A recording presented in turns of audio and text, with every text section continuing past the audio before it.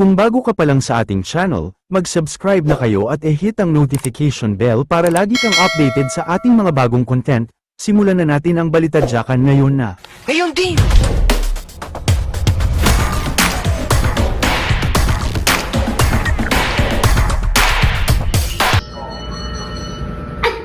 Diba yung unang sabi mo, hindi ka naman ako? Hindi mo kasi in-explain ko po na naka-tatlong video nga po eh. Kaya nga, Kasi- nakatatlong video ka na iba-iba din yung sinabi. Hindi po, iba-iba. Paulit-ulit ko po. Ina-exaggerate ko lang po. Kasi may mga tao na nire-replyan po sila kasi hindi nila mag-get yung point ko.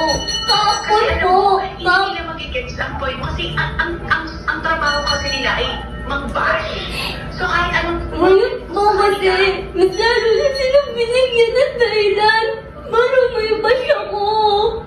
Pinubukan niyo ako sinungaling. Paano na po ako? Okay, hindi yan ang nangyari. Hindi yan ang totoong nangyari. Hindi yan ang intensyon. Pero magsasalita... Ay, naku eh. Napanood ko po yung video na doon. Halos nakababa ko sa kinukuha ko, ma'am. Halos umiyak ko. Hindi ko kasi kaya. Hindi nga po kaya nakonsensya ko pag sinungaling eh. Tapos ngayon po yan napanood ko. Kasi na yan naman po yung sitwasyon ko, ma'am. Hindi na ako pinangalan. Sige, Christine, tawagan ka ulit namin, ha? Sabi mo, okay, inaayos na natin. May inaalis pa kaming, leak with doctor, ha? Tatawagan ka ulit namin. Number ba ako? Bye-bye. Viral ang Facebook post ng isang manunulat at maritime practitioner na sila Cruiser Relativo tungkol sa mainit na isyu ng umano'y paninita ni Vice Ganda kay Axel Cruz, ang lalaking searchee na umano'y nananggap ng halik sa babaeng searcher na si Christine, sa segment na Especially for You, ng noontime show na It's Showtime na kasalukuyang napapanood sa GMA7, GTV, Kapamilya Channel at A2Z. Matatandaang noong Martes ika-4 ng Hunyo, binawi ni Vice Ganda ang naunang sinabi sa ex na dating Twitter na hihingi siya ng paumanhin kay Axel, matapos kumalat ang TikTok video ni Christine na nagsasabing wala naman siyang naramdaman talagang pambabastos sa ginawa ng searchee. Subalit matapos daw makausap ng Showtime staff si Christine, inamin daw nitong nailang siya sa ginawa ni Axel, taliwas sa mga sinabi niya sa TikTok video. Paliwanag ni Vice, wala raw mali sa ginawa niyang paninita dahil hindi raw nararapat ang gayong behavior. Umani naman ito ng iba't ibang diskusyonan sa social media. Isa sa mga nagbigay ng reaksyon dito ay si Relativo. The Vice Ganda, if you and your company find so much fulfillment by shaming innocent people on national TV, congratulations. You have just earned the highest distinction award in the expense of other people's peace and reputation, anya. Habang isinusulat ang balitang ito ay umabot na sa 30,000 reactions, 8,500 shares, at 5,700 comments ang nabanggit na Facebook post. Wala pang tugon, reaksyon, at pahayag ang kampo ni Vice Ganda tungkol sa issue. Hindi naman kami killjoy Vice. In fact, we are hailed as the happiest people in Asia. Nasa dugo natin ang pagiging masayahin. But as long na may mga taong kailangan mong ipahiya on live TV, walang pwedeng magsaya. Dagdag pa niya, hindi ito ang una humingi ng sorry si Vice. Pero sorry becomes an empty word, loses its meaning kung walang genuine remorse and usually contradicts with her actions. Eto naman ang reaction ko dyan, hindi sana mangyayari ang issue na ito kung naging fair ang programa sa pagtrato sa mga guest nila. E di sana pinagsabihan din ng mga hosts yung Jazz Porke mukhang Korean di na pinigilan humulik sa babae mukhang kilig na kilig pa sila. Tapos pagdating kay Axel, mukhang Pinoy na Pinoy nag-bro code lang naman ang tao. Nakauhalik agad daw may di mademanda pa nalalaman yung hosts porke walang masyadong itsura ang tao.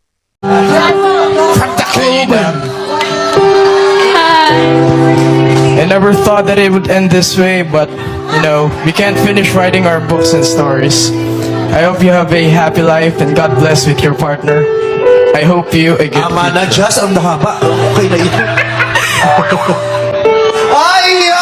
Tao pa rin ang nilikha ng Diyos, they all deserve love and respect, hindi lang si babae bias lang talaga host nyo. Aminin nyo na kasing hindi talaga friendly sa masa ang programa lalo na sa mga kabataan. Tapos di pa marunong mag-sorry hosts nyo, naku po. Mula Ice and Cake hanggang kay Axel Whaley apology, feeling kasi ni Vice siya ay Diyos. Hindi ka Diyos, isa kang kabayo. I think dapat Showtime should scrap this segment forever, go back to their usual game, dance and talent contest format. Hindi ganyan ang tamang pagtrato sa mga contestant, tignan nyo yung wawawi na pinalitan ninyo noon, wala silang sinisino, lahat ng contestants binibigyan ni Kuya Will ng spotlight at pagkakataon para maging sila. Yan ang pangmasa. Payag, karapatan din ng babae yon. Kaya para mas malinaw, walang kapaham. Ito ang Hapon ng Pinoy. GMA Afternoon Prime. Nagbabala kahapon ang grupong Octa Research laban sa mga peking ulat na nagsasabing nagsagawa ang grupo ng survey sa noontime television show ratings on the illegal use of the Octa logo for fake news. Dear friends, it has just come to our attention that fake news using the Octa logo has been circulating on social media.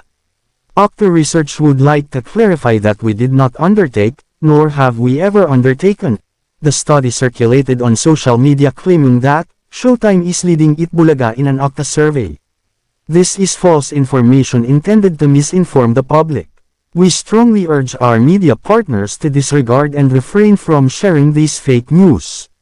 Furthermore, we warn the public against the unauthorized use of the Octa Research logo.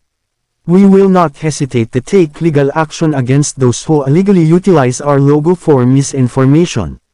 Matatanda ang sunod-sunod ang pagpopost ng mga GMA Fanatic page na Kapuso Alliance fanpage, tape defender na si Ted Angelo Banza at si Proc Noy o si Jeremiah Audrey tungkol sa questionabling ratings daw umano galing sa Octa Research.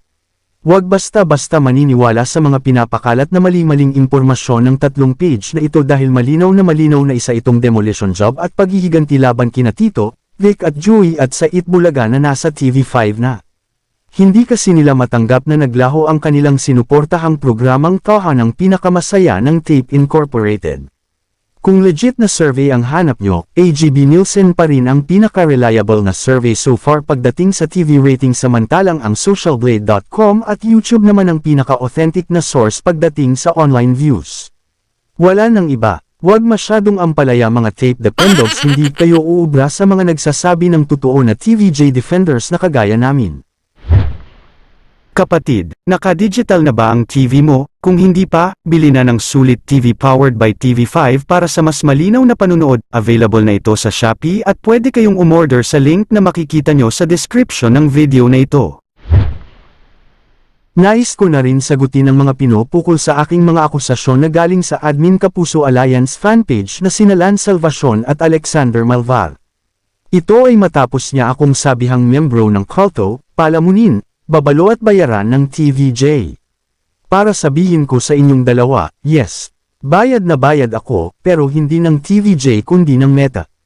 In fact, nakuha ko na ang una kong sweldo ngayong umaga lang at susunod na rin kay YouTube. Palibhasa wala kayong sariling content kundi paninira at manlay sa iba, lalo na sa TVJ. Manang-mana ka talaga sa host nyong mukhang kabayo at producer nyong ex-convict na sugapat magnanakaw ng titulo. Hindi mo ba alam na si TikTok, Meta at YouTube ang nagbabayad sa quality content namin? Maganda kasi content ko, pati content ng Eto ang True Itbulaga Defenders Network.